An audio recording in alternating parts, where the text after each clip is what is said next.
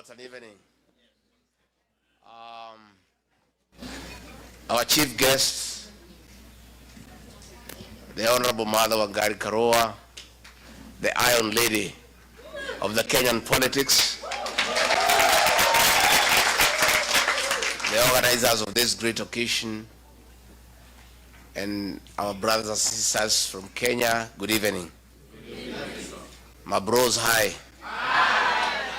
My sis, hi. Hi. Hi, cousins. Hi, Makuza. My shemeji, hi. Hi. Thank you very much.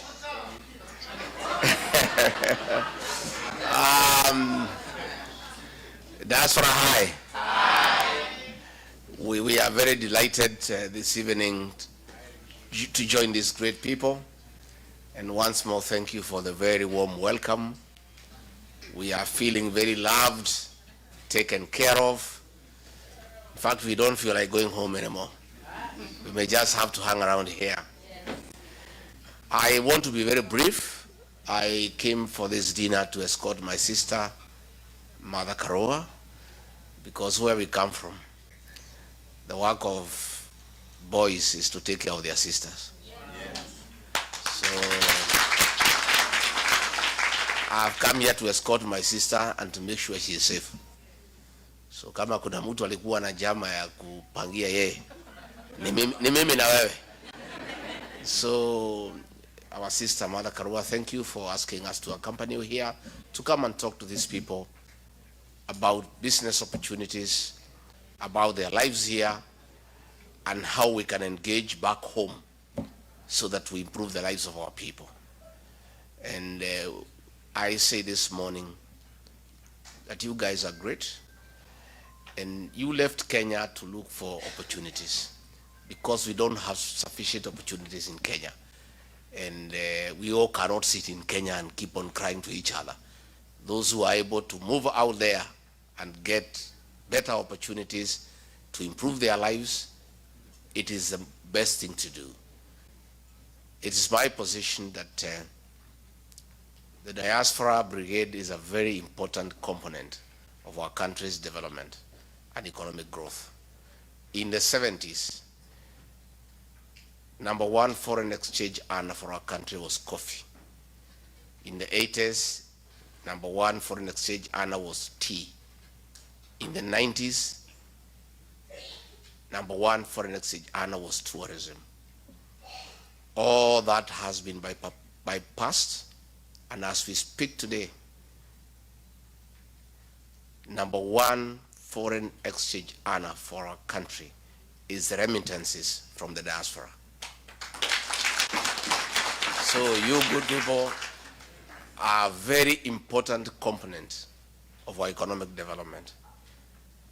And it is my position, those of us who have some dairy cows, the cow that gives you milk, you must look after it.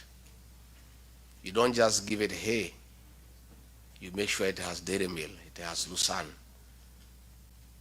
Nowadays, we even have mattresses so that they are able to sleep well. We have even gone a notch further. We play for them country music, Ken Rogers and Don Williams, so that they continue producing the milk. You don't shout at the cow, it will refuse to give you milk. So any serious leader, any serious government must take care of number one foreign exchange earner in our country, the Diaspora Brigade. So we are looking for a very serious partnership with diaspora so that we can grow our country. I know that you are feeling the weight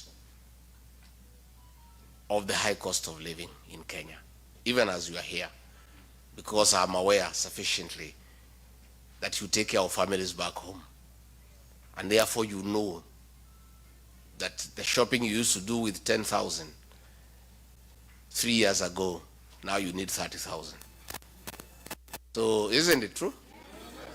So in fact, forget about what people at the Treasury say about economic growth. Oh, we have 5.6% economic growth. Oh, the rate of inflation has gone down by 4%. If you want to know whether there is economic growth in Kenya or economic decline, talk to the diaspora people, they'll tell you. They only need to know how much they are spending as opposed to how much they were spending 3 years ago. And then they know that the economy is on decline. So we have a challenge as a country to get our country back on economic recovery and to restore our civil liberties. As we speak today, we are witnessing the highest level of violation of human rights ever witnessed since independence. And that is what Honorable Mother Karua and ourselves are fighting. So you know the situation back home. I don't want to speak much because we have our chief guest to speak. And I want to say we are around for a while to listen to the ground. You know, listen to the Kenyan people here, because you tell us what the Kenyans are telling you. But one thing I must request you, the fight to liberate our country and to restore our dignity is not an easy one. We seek your partnership. In your own small way, you have a voice back home. Any pay slip holder, anybody who changes the life of one or two people have some influence. You have great influence back home. Talk to the people back home whom you support and tell them to join us in the struggle to liberate our country and to restore the dignity of the middle class, to restore the dignity of the payslip holder, to restore the dignity of the Kenyan people. And once you do that, you will have played a very important role in the liberation struggle that we are on, to make sure that we have a government that listens to the people, we have a government that is accountable, that is transparent, we stop theft of public resources, we stop violation of human rights, and we respect our democracy and allow people to say what they must say. Kwa hivyo mimi sitaki nipitishe kutoka hapo, niko area kwa muda na sina haraka ya kuondoka unless mnifukuze. Na vile mmenitreat tangu nifika jana, I think I should have come here a bit earlier.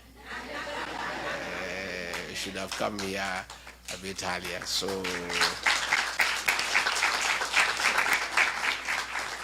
tumeshukuru sana. Na bebetofu tuka rehemu hayo wa Kenya huko.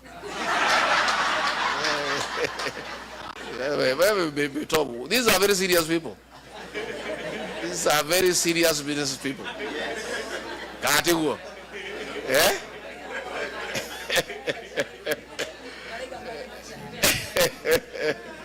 And of course, our great son Samido has also been around here. He's a great guy. We really love his music. And you know, the other day they were trying to coerce these musicians to go and sing for them and lie to the people of Kenya that SHA is working. And I told them, you musicians, that is not your work. Your work is to sing for us so that we can sleep well. Yeah? Your work is to entertain us when we are relaxing, trying to struggle with what Kasongo has taken us through. So there is no you can be with the Kasongo and then you are coming to sing to the same people who are frustrated by Kasongo, isn't it? And these musicians, especially those from our region, 90% of their songs, and that is why we like them, are about love and relationships. Stick to that agenda. It's a good agenda. Sindio? It's about love, courtship, broken marriages, the normal things of life. As long as our artists stick to their script to sing for us the songs that we know, then they are on the right track. But we don't need musicians to come and tell us that the roads are being constructed. We can see them or not, isn't it? Do you need a musician to tell you SHA is not working? I mean, so I think Kasongo and Soprano had gotten it wrong. You know, because they have, you know, wamejaribu kutudanganya, wameona hatusikii, wanasema watafute akina Samido watudanganye. So Samido usiangukie hiyo mtego. Kenyans are too smart to be cheated by anybody. And even musicians cannot cheat them. Wamepita hiyo kiwango. So nyinyi mtuimbie mambo ya mapenzi. na vile tutaishi pamoja, si ndio? Si ndio?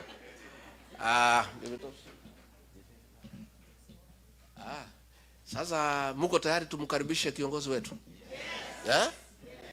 You know, when I looked at the way things are going in Kenya and the struggle that we are having with Kasongo, I thought that I needed to go and look for my sister, because she has been at it for a longer time than all of us. You know, she has really fought for the liberation of our country for many years. And I went looking for her. I went to her house in Kirinyaga and said, my sister, I've come. This battle is not easy. We need all of us to be together. And she was very, very, very receptive. She was very loving. She listened to me and said, my brother, let's walk this journey together. So when I was told she's coming here in Seattle for this dinner, I said, I cannot allow her to be alone. I said, I cannot let her to be alone. Yeah. So before I call the Honorable Mother Karowa, do you want to hear from Mama Boys? Yes. Yeah? So I know she has been here several times. She's actually the one who has dragged me here. Say they are great people in Seattle, please come and talk to them. Mungetaka aseme jambo. Yes. Pastor Doka.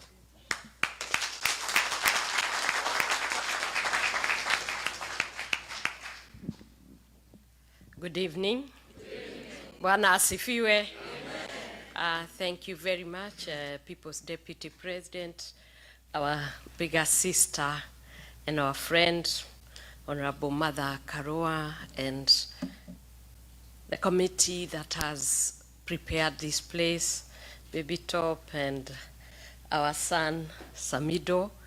I believe that tonight is going to be a good night, and because we don't want to take very long, he has already spoken, and our sister is about to speak for the purposes of saving time. I just want to greet my boys who are here as Mama Boys. How are you? Are these women treating you right? No. If they are... don't worry. We are going to have a talk. And I'm sure they are going to treat you right. And you know, mothers are very important.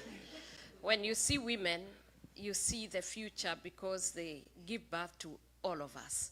And therefore, they ought to be respected and honored. And women, when we give birth, we must respect and honor and make sure that every one of us has equal opportunity. And when you see these men, they are the seed carriers, just take care of them. It is a mother speaking. God bless you.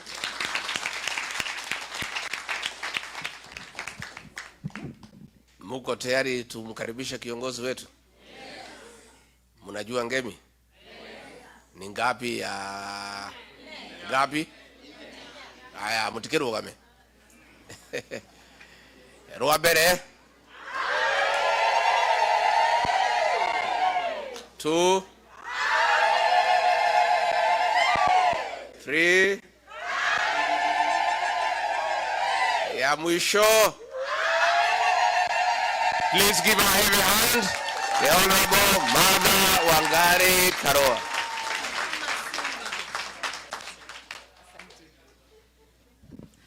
Hamjambo nyote. Tuketi tafadhali. Ndugu yangu, the second Deputy President of the Republic of Kenya, His Excellency Rigathi Gachagua, Pastor Dorcas, and all protocols that have been established before I came to the podium. Na wananchi watukufu, hamjambo tena. Ni furaha yangu kuwa nanyi siku ya leo, na nimekaribishwa vizuri kama vile mlikaribisha ndugu yangu. It's a rare opportunity that the two of us are here sharing a podium. We want to thank you very much, the organizers, for inviting us to this occasion and for enabling us to engage with you. Na nitaanza na kastori kidogo. I was called to politics by times like this. During the Moi era, I had just ended my contract, my second contract as a magistrate, and I decided to go to private practice in '87. And the KANU regime was trying to encroach on the law society. As a young lawyer, together with other young lawyers, we started a movement of resisting being taken over by KANU. Ilikuwa imemeza maendeleo ya wanawake. The name had changed to KANU, maendeleo ya wanawake. KOTU had been swallowed, and Mutukufu expressed publicly that the next institution you'll be taking is the Law Society, because it was vocal. So as young lawyers, when our chairman of the day agreed to a government appointment, we felt that he was now leaning too close to the regime. I became active, organizing and leading to push back. And then I realized that you cannot practice your profession or your business in a vacuum. It is within the social, political, and economic context. And I therefore linked the environment I worked in to the politics of the day. And that's how, from activism within the Law Society, I went on to the wider questions of governance in the country. The rest is history. Here I am, still practicing. I'm still practicing the two professions, politics and law, and they intersect very well, because as a lawyer, you are taught to represent. As a litigation lawyer, which I was largely, you articulate the issues of your people. In politics, it's the same thing. So, I don't know, it's not 30 years, it's almost 40 years. Here I am, still at it. And instead of the Moi dark days, we've now gone 360 degrees back to where we came from. And this is not dark days. This is total eclipse. Total eclipse. I don't remember anywhere during the Moi era other than the Wagala massacre, which was over a period of time, not a single day, where 60 or more people are killed in a single day, and it goes on and it's countrywide. I've said other than the Wagala massacre, even when there was Sabasaba and such things, we never had large mass deaths that are repeated, a system that is unrepentant, almost rejoicing, and adding insult to injury. Shoot to kill. And the Mtukufu of the day echoes the words.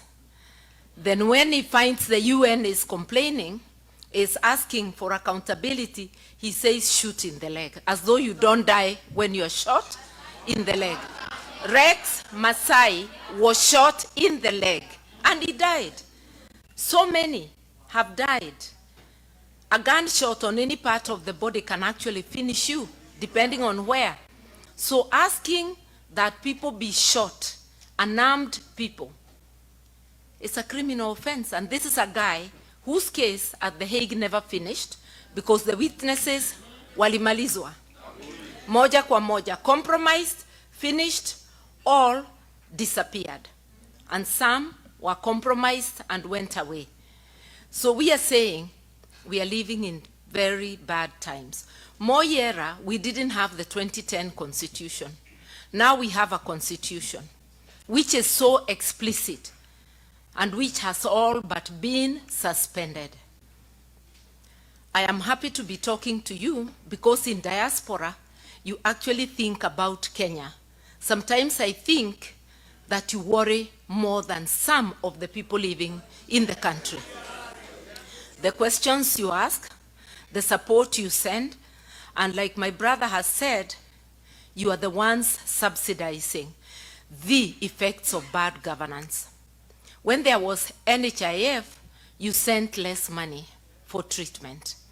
With the Shah-Chief mischief, you are now the ones shouldering the burden of health, with the defunding of education, you are the ones shouldering the burden. With the irregular remittances of support money for the aged over 70, and with those who have not yet to be registered and are not being registered, you're the ones supporting your families. So you're doing a lot, and you still worry about governance. All those telephone calls, what's going on, what's happening in this and that place. So I'm talking to people who worry about Kenya, and we are asking you, word of mouth. You have more votes than in your pocket. A few of you are registered to vote. Others have not been registered because those who register are not bringing it to where you are. Sometimes you have to travel long distances. We have not, as a country, fulfilled our promise to the diaspora, a promise that is in the Constitution of Kenya, because we ought by now to have progressively made it possible for everybody in diaspora to register at a point near them. Even if not in every state, there should be a point in every cluster where you people can register, and it is possible for the officers doing the registration to move around to those places. It is possible to appoint returning officers on the election day, credible returning officers to man the various stations. I don't see that being fulfilled now, but it's a promise we make that we will fulfill. So what's wrong with Kenya? We have a constitution, hardworking people. Kenya doesn't have a problem of revenue. It's a problem of misapplication of that revenue, an expenditure problem, physical indiscipline, going to pamper a small ruling elite when essential services are not being attended to. We have never failed to renew motor vehicles and get the latest guzzlers for the ruling elite. We are renovating State House with more money than a brand new, better State House can be built on. We are renovating the DP's office. We are doing things that are crazy. We are spending 4.5 billion to make Bomas of Kenya a hotel, as though it is a priority at a time we are saying we cannot afford 1 billion shillings for examinations for our children. Our priorities are upside down. In one word, what is wrong with Kenya is governance. If you want to correct the economy, correct governance. And what is governance is how we do things. It's about a foundation of the rule of law, following the rules that we make. Even here we have unspoken rules. Only one person can speak at a time. If we are all speaking, we can't hear one another. So for a club called Kenya, the rules that we make for governance are the laws of Kenya, beginning with the Constitution, and then the laws under it. If we follow that, imagine the Constitution as a whole chapter on how to apply finances, on how to apply the revenue collected. It has a whole chapter on the leadership that is fit to steer the country's affairs. It has Article 10 that gives us the principles, the values and principles of governance, inclusivity, respect for human rights, transparency, accountability. I do not have to say all of them. Mwelekeo tumepewa, lakini masikio hatuna. Tuna macho hayaoni, masikio tunayo, lakini hasiasikii. We are doing the opposite. That's why it should even not be one term, maybe no term. You know? Especially with the killing going on. How much more blood do we have to shed? We must be thinking. That's why when my brother came over, we spoke and we said, this is not about us. This is about the country. And we agreed that we have to unite, not just the two of us. The two of us, and then we go out and look for others. And when I went to pay a return visit to Amunyoro, you saw it was Kenya, not me. Because we need everybody. This job of liberating Kenya cannot be done, not by one party, not by one leader, but by all people of goodwill speaking together. And that is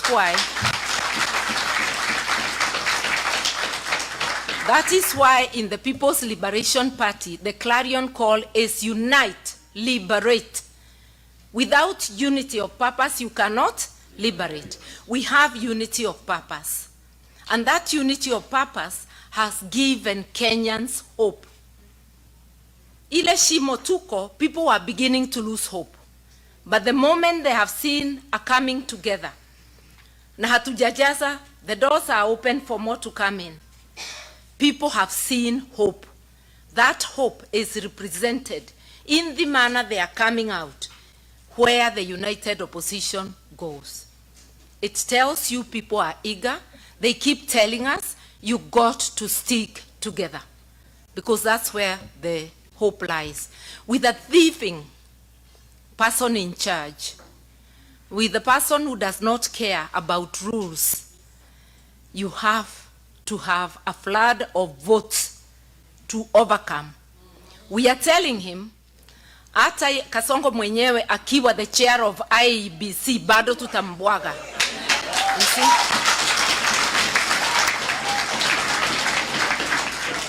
Hata akiwa commission yote, bado tutamweza. But we have to stick together. Yes, we are many candidates. And in case you hadn't known, I'm vying for the presidency.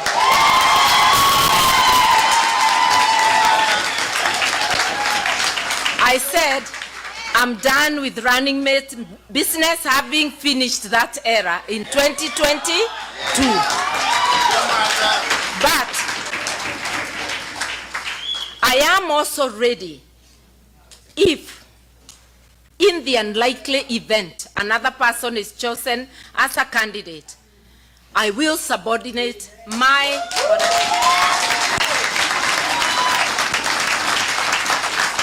and support without being a running mate.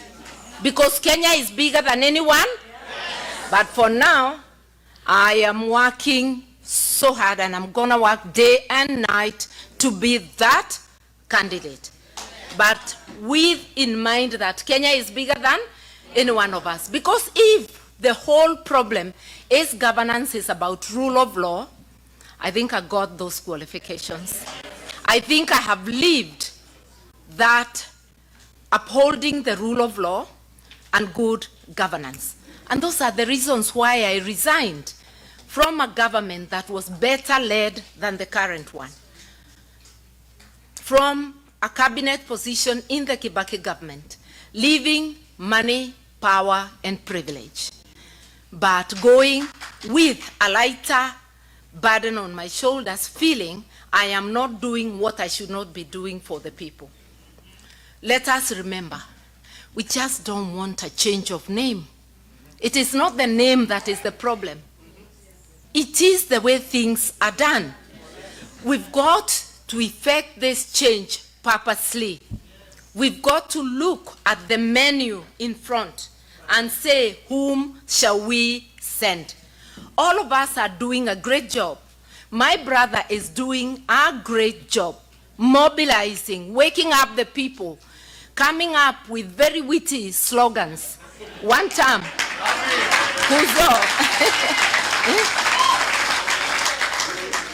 from insider knowledge, he's delivering sucker punches. I was telling him that the last one, when he told him, you are angry, I see you are very angry, but Kenyans are more angrier than you. That was a knockout punch. And each one of my other brothers, everybody has something useful they are doing, something unique. but we want to look at the totality and say, whom shall we send? So each one of us will market themselves. We'll all market our parties. And when we talk of parties, let me tell you something. I talked of governance. But political parties are very important in the governance of a country because they are the network that mobilizes the people on a platform. And I'll begin by saying PLP, we are social democrats. So we are people-centered. And we believe that on a foundation of rule of law, you must look back and uplift the vulnerable. I'll not go on beyond that. I just wanted to say, political parties are so important, and I'll urge those of you here, join a party of your choice. I'll obviously tell you PLP, but while recognizing that there are many parties, join a party of your choice. Do not be a spectator. Why? A government is as good as the political party that forms it. A political party that has no governance, has no structures, a political party that adopts corruption as one of their ways, a political party that has authoritarianism will get a government just like it. I'll just tell you, UDA is a voluntary party, and it has formed a voluntary government. I'll give you a contra, and the same it was with KANU, by the way, and other parties which I will not mention because they were run by friends. The only party that had a semblance of good governance was Mwai Kibaki's DP. It was called by people the gentleman's party. What they meant is that it was so orderly, it didn't look like a political party. By the way, when I was rigged out of party elections in 1992, September the 12th, because I remember, I immediately moved to DP by the 2nd of October, and elections were called. And I was able to defeat the people I found in DP because everything was done above board. That was Mwai Kibaki. And that's how come he ran a good government the first term especially. Things started going south towards the end of the first term election period, 2007. And then when we got the grand coalition, or was it grand corruption government, that, you know, I'm telling you from insider, the way now Rigi can speak to you as an insider. You know, he delivers truths from knowledge. Like I remember about a year ago, or 2 years ago, Chief Justice Emeritus Mutunga and several others made a statement when Boniface Mwangi was abducted. And from information we said there is a killer squad of assorted security agencies, and we explained. Rigathi has explained it better than us. He's even given us the figures that it has just slightly over 100 people. You know, that's from insider, just like Muturi did on abductions. In fact, Muturi will be my witness in the Law Society case because they keep denying, yet he has insider information. I'm just telling you that having people who have inside knowledge is very important. I had inside knowledge of the Kibaki government, and I can tell you that it ran well until we stopped caring about the law, and that happened especially in 2000, after the coalition government came, and I lasted just for 1 year before leaving. Because it has to be, you don't want things done which later you cannot explain. You can't be part of it and then deny it. So we are having a problem. The issue is governance, and political parties do matter. Kindly, you can make that party you join a party that is well run by speaking out. You can make sure that that party has good policies by impacting on the policies. You can also support that party through donations. And when many people support, you do not have to spoil your budget. You just give the little money you could have. You forgo your coffee for a day, and you give that small donation. Help us get Kenyans to know that parties should be given, not giving out. You know, we've got to get away from that handout culture. Help us through word of mouth for people to know. And those who do not have money, you still can give. Give your time. It is money. Volunteer in cash and in kind, and through word of mouth. So I want to say that there's a lot you can do. There's a lot you're doing. We still expect so much of you. We are going to build Kenya together. And please, please link political parties with governance. If we don't do that, I could list parties that are large but have bad governance, that even if they were to go in, they will go in limping. We have to be ready. What changes do we want? We have to focus on institutions. Imagine the three arms of government are the worst in terms of governance. The judiciary, even about using money in a reckless manner. If you check how they are doing their buildings and all that.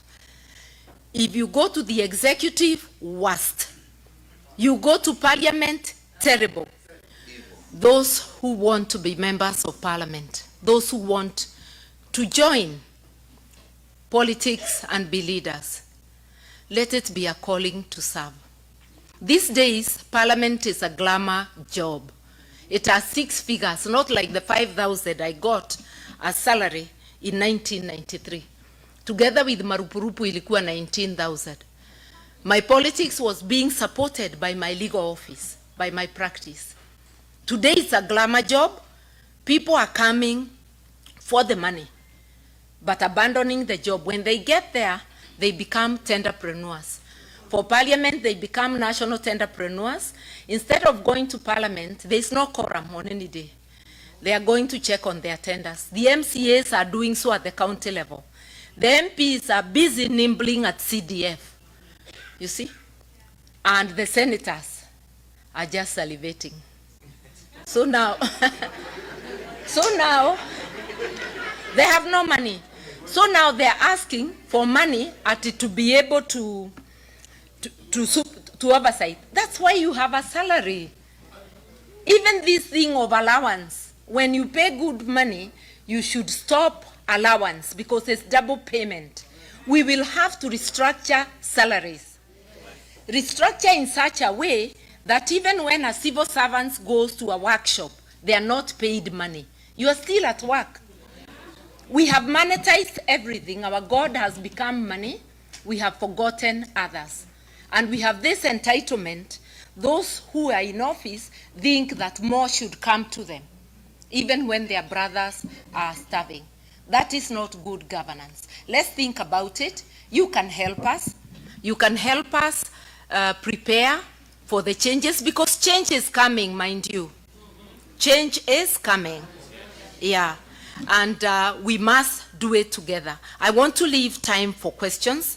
There are many things I could tell you, but I'll give you 5 things that we are focusing on in PLP, the 5 pillars.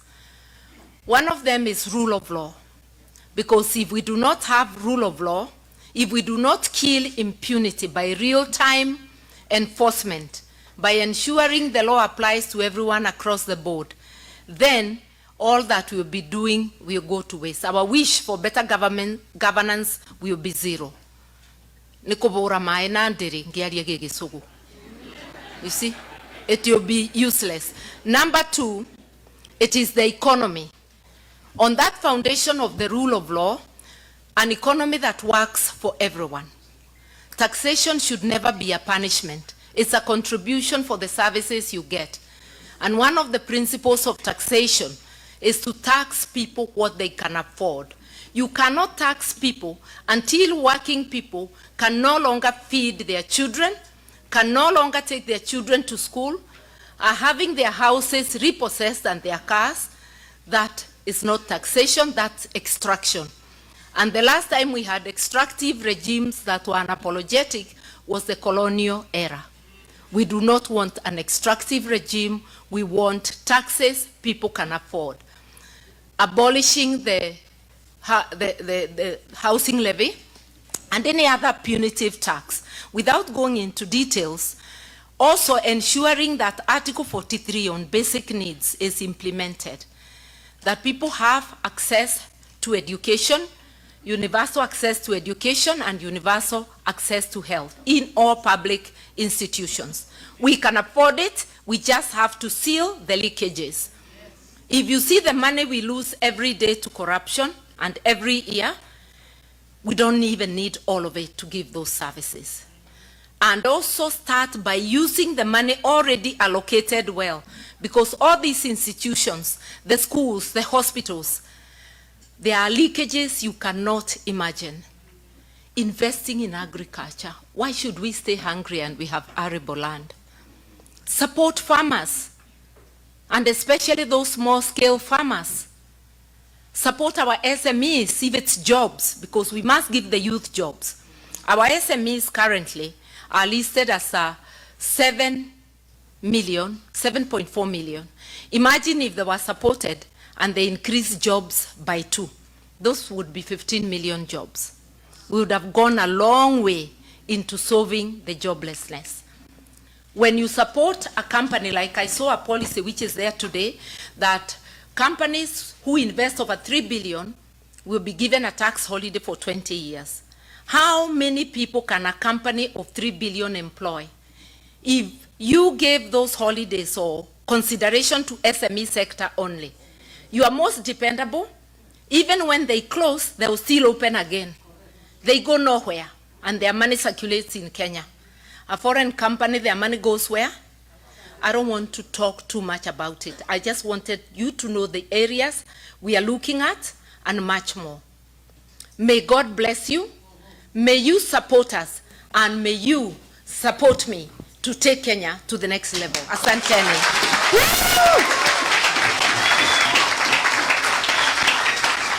So we'll take one question from a gentleman and one question from a lady. There's someone who begged for this.